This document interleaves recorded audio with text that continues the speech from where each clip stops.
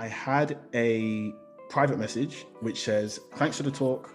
I was just wondering how you factor risk-taking into making your aim, which is a fantastic question again. So when I make my aim as if risk doesn't exist. I make my aim as if the world doesn't exist, as if life is just a dream and I could do anything that I want to.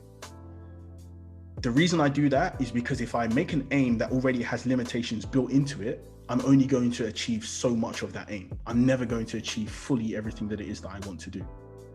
So I make the aim wild statement. Like Bruce Lee's one that you saw earlier was a wild statement. He wants to be the best Oriental superstar in the US and make $10 million, having never done that before. That's a big statement. Doesn't mean I'm going to achieve it. I would like to achieve it, but if I don't, I'm still going to land somewhere that is very good. The idea of me making the aim is just so I know that I'm working towards something with everything that I do, something that I'm passionate about, something that I care about. If I achieve the aim or not, it doesn't matter because I would have enjoyed my life anyway, because I would have been working towards the aim. The aim is purely a mental thing for you to have. So in terms of risk taking, I don't factor risk into the aim.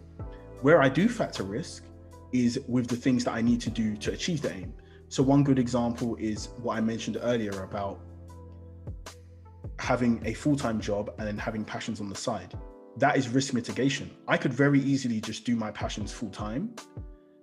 I wouldn't be able to predict my income though. I wouldn't be able to predict whether I'm going to be able to pay the bills next month or so on until I've got a certain level of income.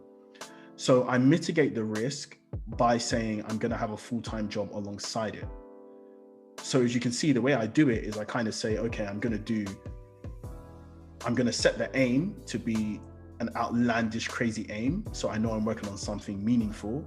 And then within the aim, there's going to be some limitations that come into play that I will work around as and when I get to them.